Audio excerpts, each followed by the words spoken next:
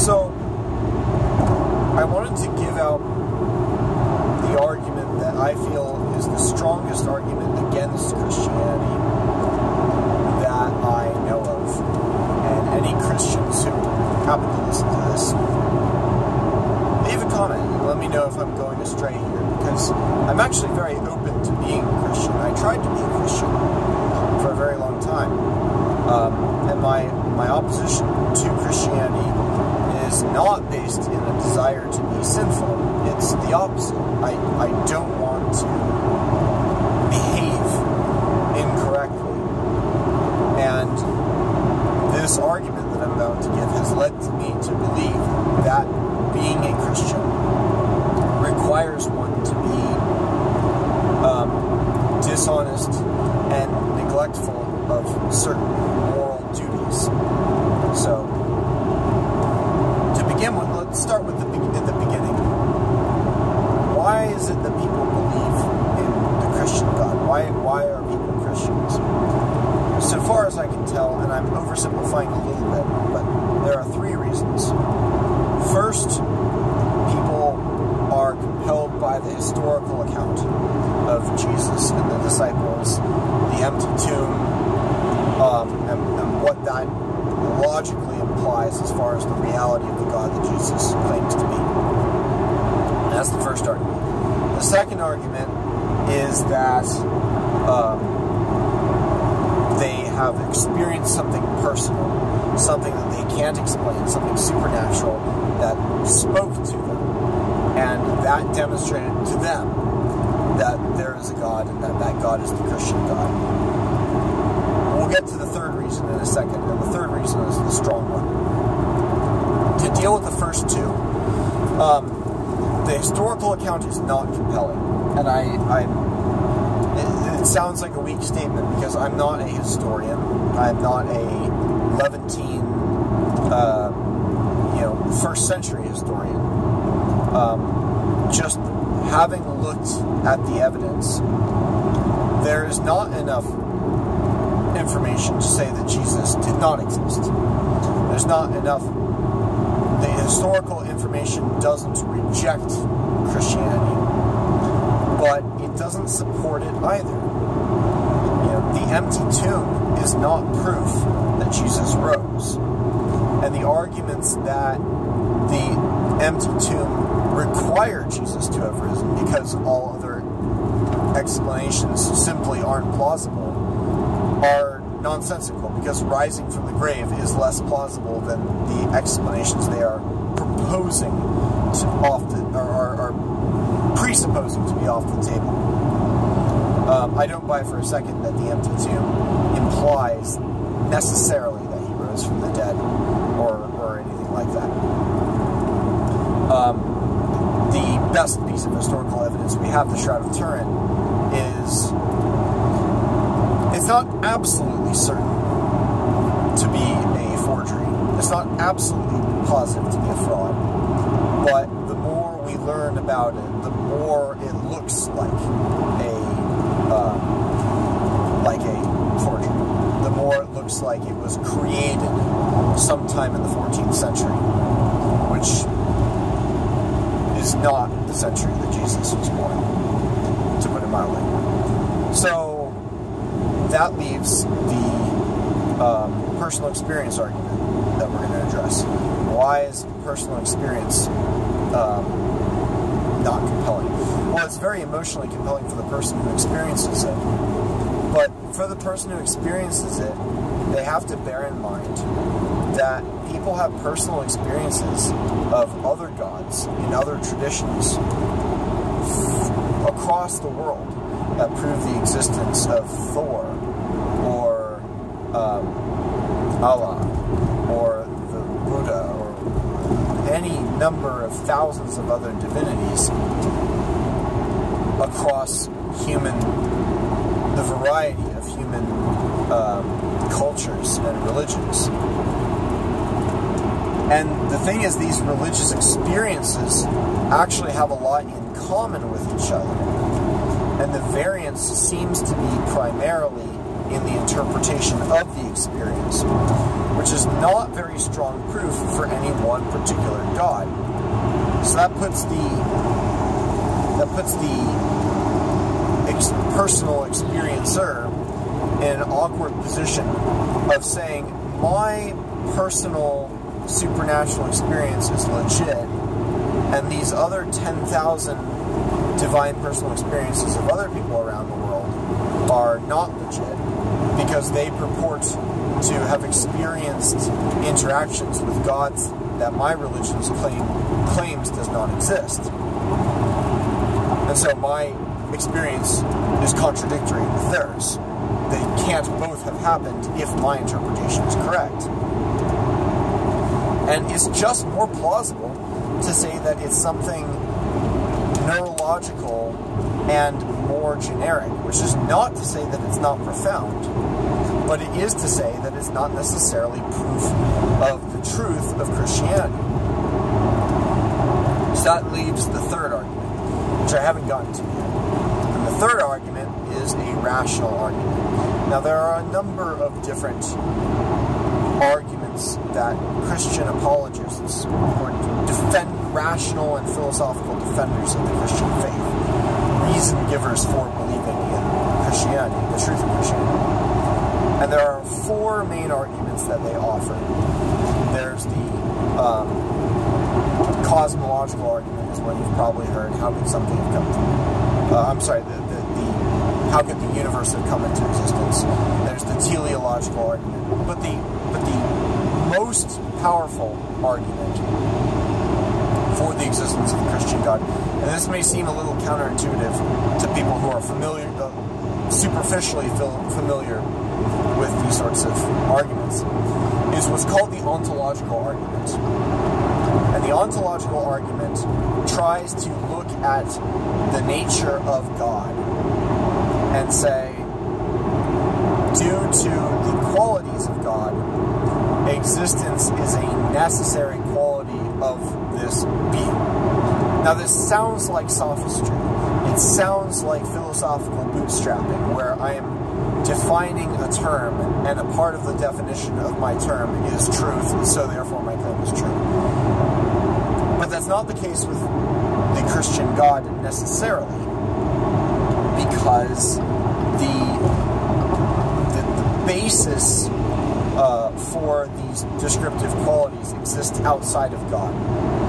And let me try to illustrate what I mean by making the argument in the strongest form that I know of. So, we humans look around the world and we see things that are not just good and bad. We see things sometimes that are objectively evil. And it's hard to pin down. It's a little bit exactly what it is that makes evil evil in terms of linguistic precision. It's hard to put a clear definition on evil. But like porn or honor or any other terms that we have an instinctive grasp on, we know evil when we see it.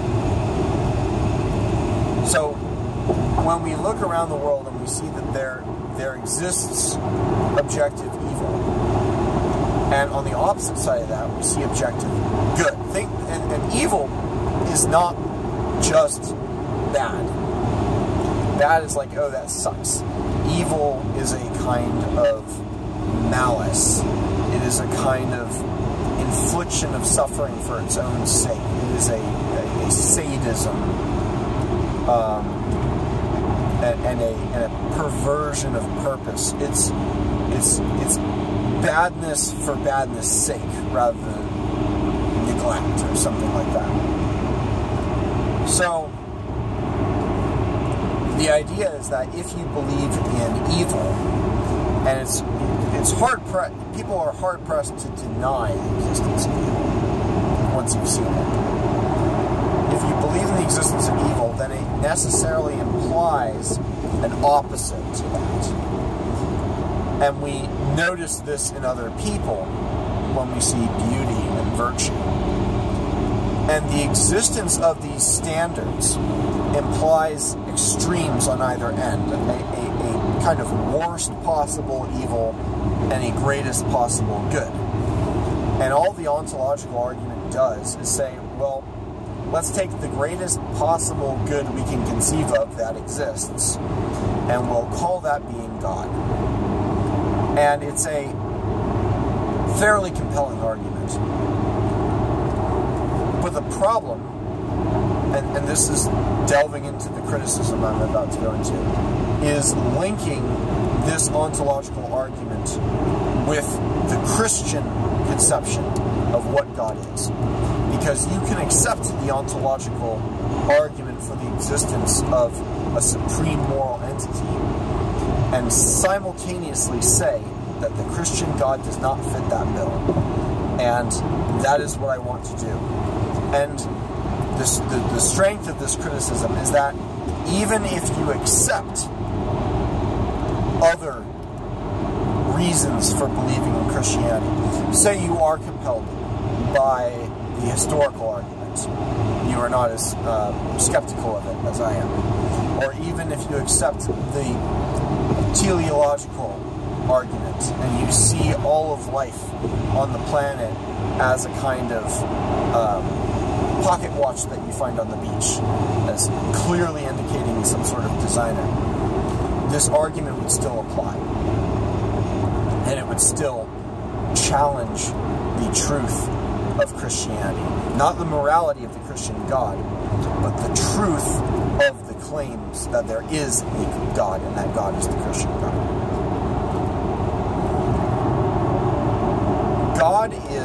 The Christian God is supposed to be morally perfect.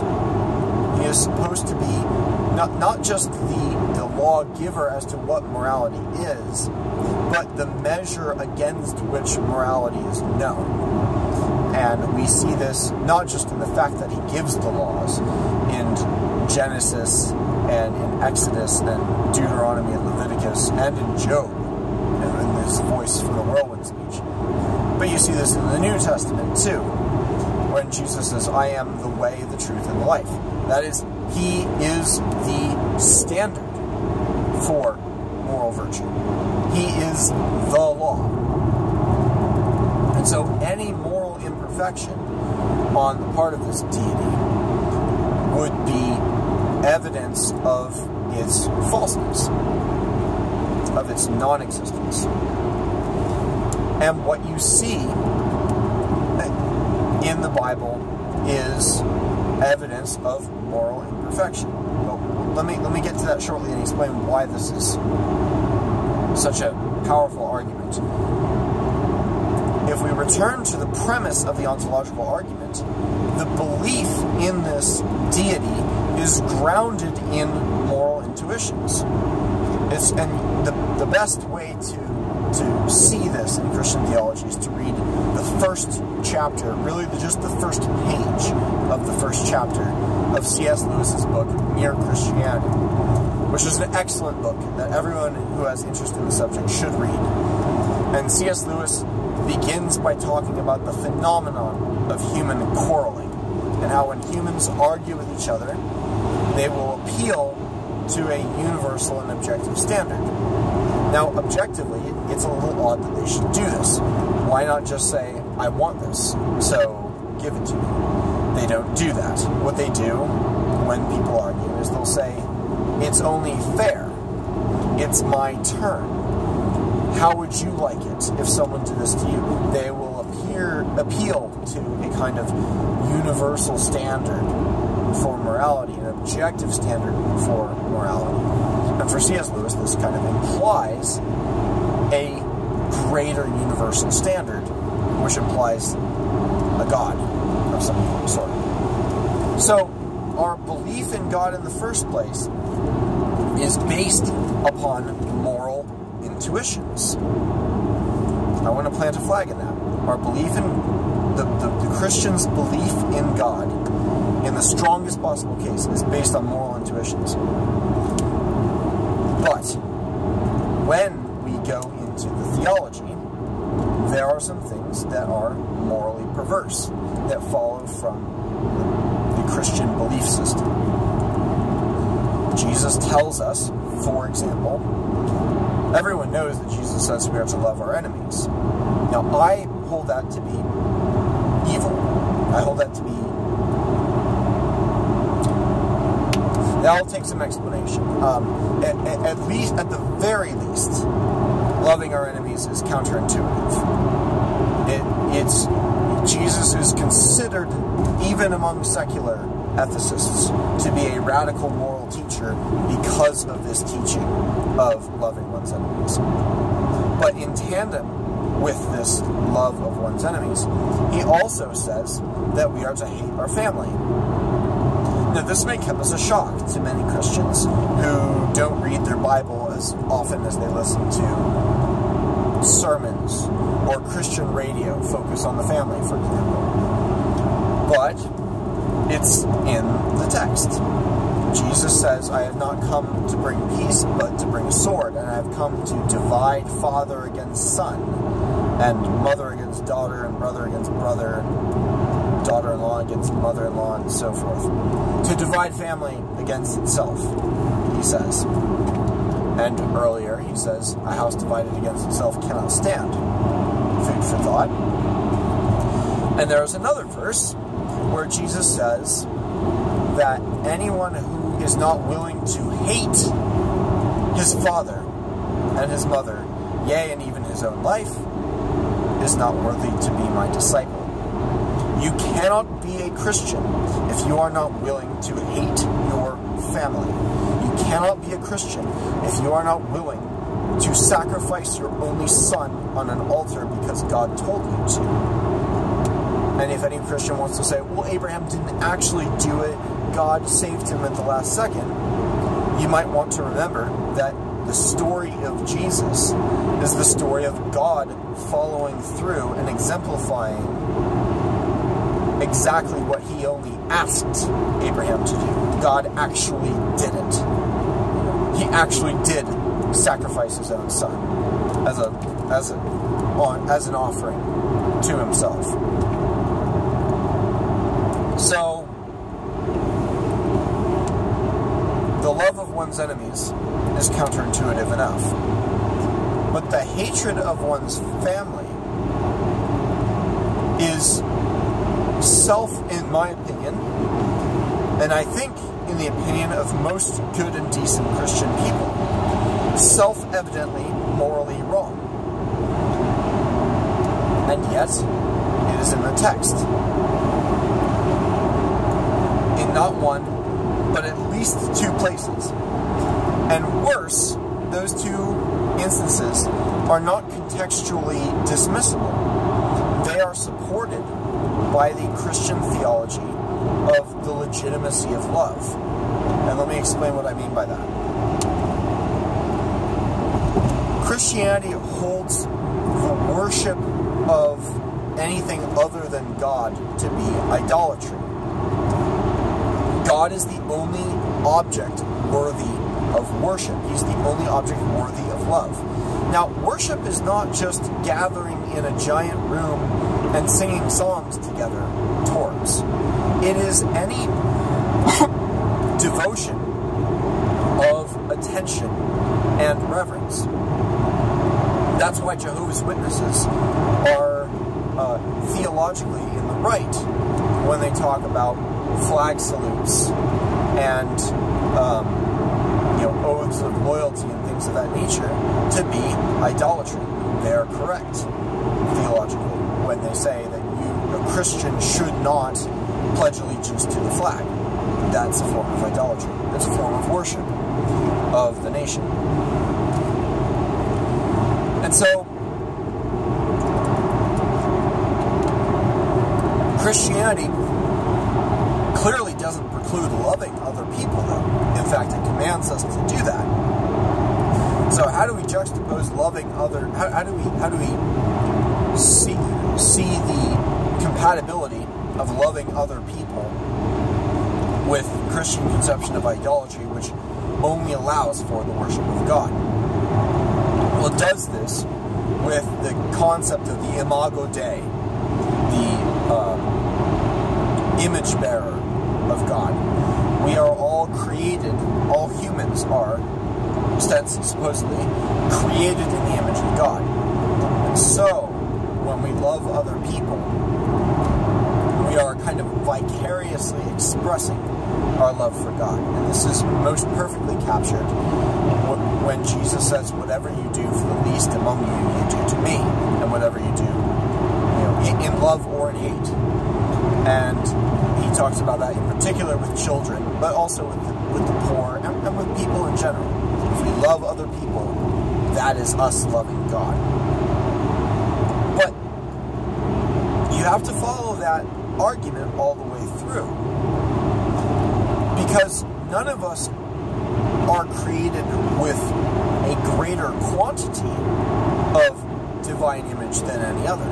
We are all, therefore, according to Christian theology, equal to each other in our worthiness of love as equal image bearers of the divine, as equals as image bearers of Jesus.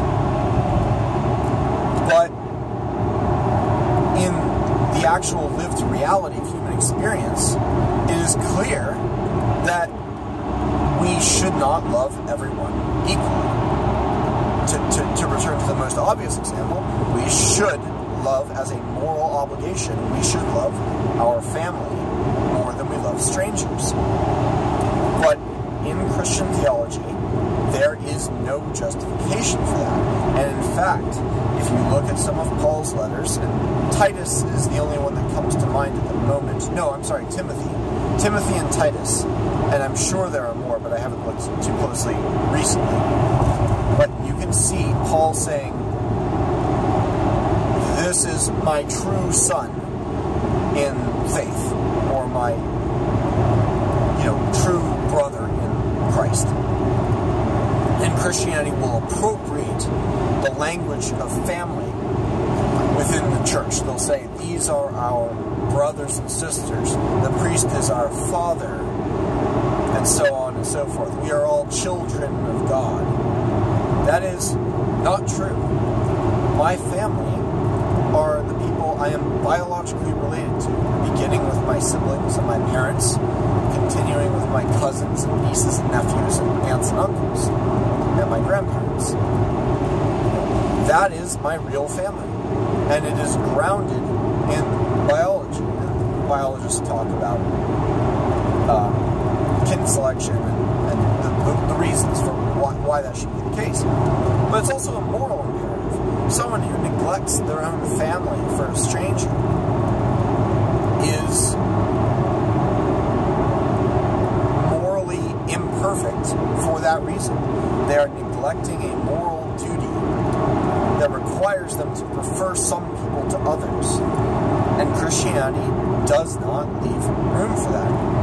Now, there are a few verses, actually only one that comes to mind, that Christian apologists can point to and say that the man who doesn't take care of his family is worse than an unbeliever.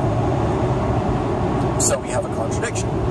We have the claim that we're supposed to hate our family on one hand, and we have the claim that we are supposed to take care of our family on the other. Now, on the surface, these two things are not incompatible. We could both take care of and hate our family simultaneously. But I don't think that's a very satisfying answer. Most people will say, if they see a verse they disagree with, well, what's the context of that? Whereas if they see a verse that they agree with, they'll simply accept it at face value. I prefer to look at the theology as a whole and say, which general, broad interpretation supports which verse more strongly. And the idea that God is the only legitimate object of worship and love, and that we are all equal in our being image bearers of God, lends support to the idea that we are to hate our family, not as an absolute or literal thing, but as a relative thing. We are to hate our family relative to our love of God. It's a metaphor, but still an evil metaphor, still a bad metaphor, still bad advice. We should not hate our family literally or relatively.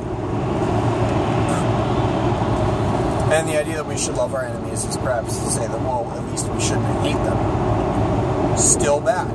We should hate our enemies, because our enemies are those who threaten what we love. And I've written about that extensively elsewhere. I won't belabor the point. And so this puts the Christian in the very difficult position of saying that God, the proof of God, the strongest argument we have for the existence of God is in the existence of objective morality, of good and evil, not just the Nietzschean good and bad. And saying ontologically there must be a supreme good, and that supreme good is God. But that God undermines the very moral intuitions upon which we believe in Him in the first place. Because ultimately, it doesn't matter if the Christian moral claims are true. Now, I don't understand how this could be the case, but I'm willing to entertain the possibility that perhaps it is morally superior to love one's enemies and to hate one's family. But if that were the case, it would show our moral intuitions to be so unreliable that our belief in objective morality and objective good and evil would be undermined sheerly by the unreliability of our moral intuitions. And that is a bind that I don't see how the Christian can escape from. I don't see how they can wiggle out of that. And so, with the exceptions of Mormons, I should say, Mormons are, for theological reasons not worth delving into in this particular video, miraculously exempt from this argument. But aside from that, I don't see an argument that can salvage Christianity from what we'll call the Dis-Ontological argument against Christianity. So again, if any Christians watch this and have any comments, let me know what you think.